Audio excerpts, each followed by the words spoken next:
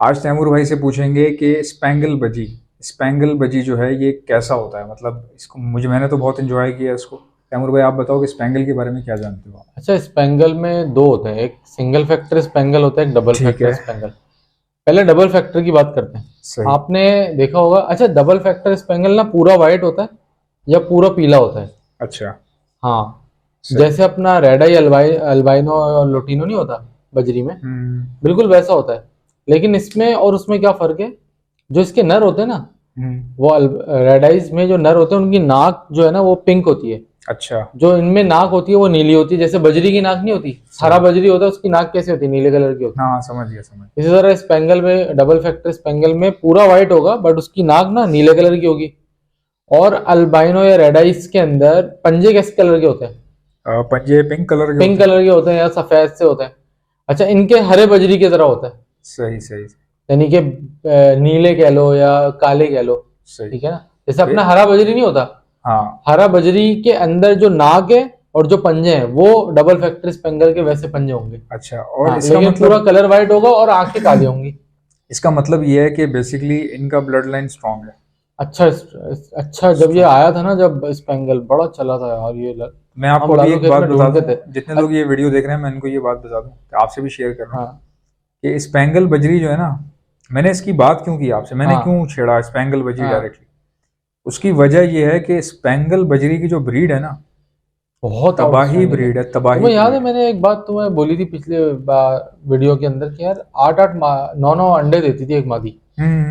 भाई वो double factor spangle की मादी थी।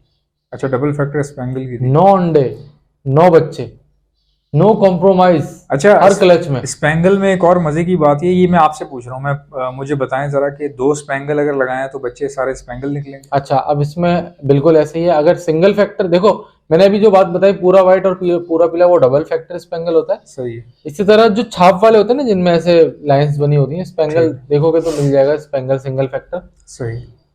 वो सिंगल फैक्टर स्पेंगल होता है। ठीक है, सबको पता है वो तो कैसे होता है ना, राइट? उसमें भी डिफरेंट डिफरेंट उनकी मार्किंग्स होती हैं। सही। अच्छा, अब आ जाते हैं सिंगल फैक्टर स्पेंगल। अगर सिंगल फैक्टर से लगाओगे हम्म। तो सारे बच्चे सिंगल फैक्टर स्पेंगल आएंगे, और इवन उसमें एक आध बजरी भी आ सकता है अच्छा, अगर उनकी लाइन। स्पेंगल में फैक्टर होते हैं। सिंगल फैक्टर और डबल फैक्टर होता है, ये तो अच्छा। बता रहा हूँ। सही सही। और जो व्हाइट वाला है ना वो डबल फैक्टर है। अब लेट सपोज कि डबल फैक्टर स्पेंगल है सही है। व्हाइट वाला, उससे तुमने सादा बजरी लगा दिया, ठीक नीला है। वाला या हरा वाला। अब ये डबल फैक्टर स्पेंगल है और ये सादा बजरी है मार्किंग ठीक वाला। ठीक है।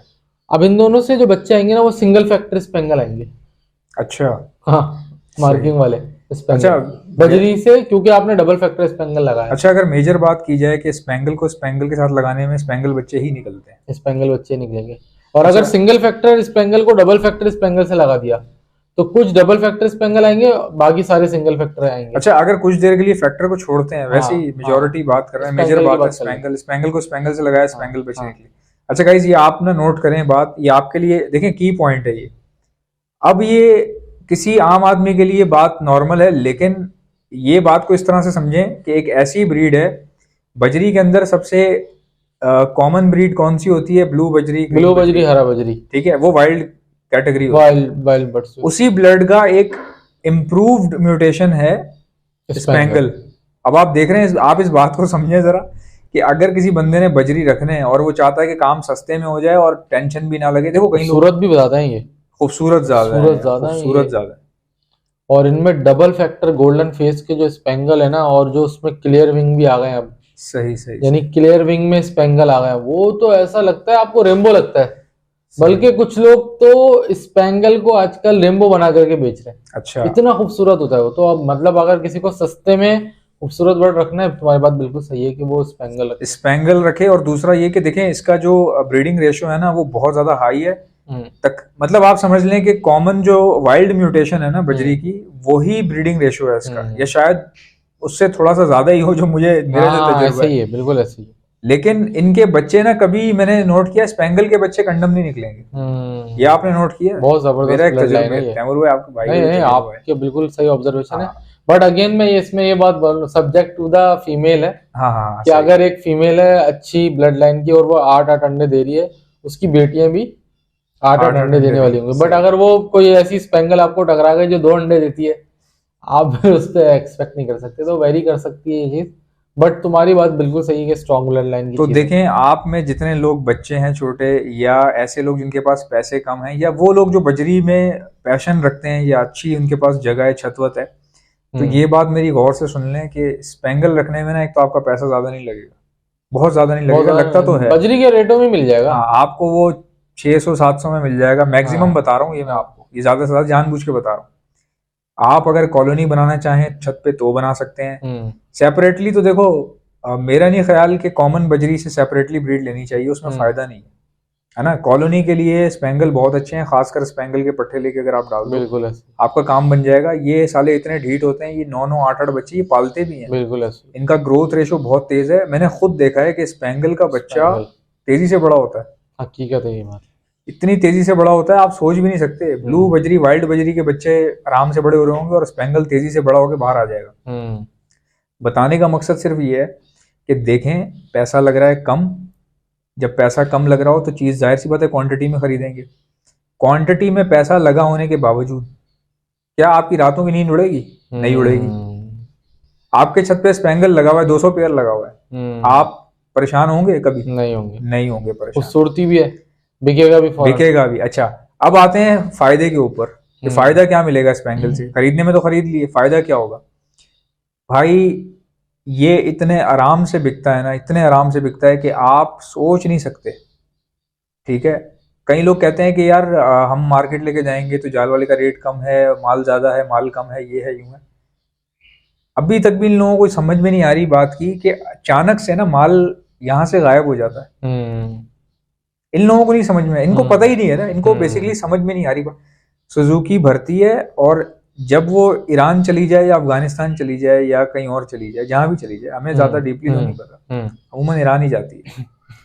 सुजुकी भर के अगर ईरान निकल जाए, आपका जो बजरी का जो माल है ना, वो तकरीबन खाली हो जाता है। ऐसा ही है।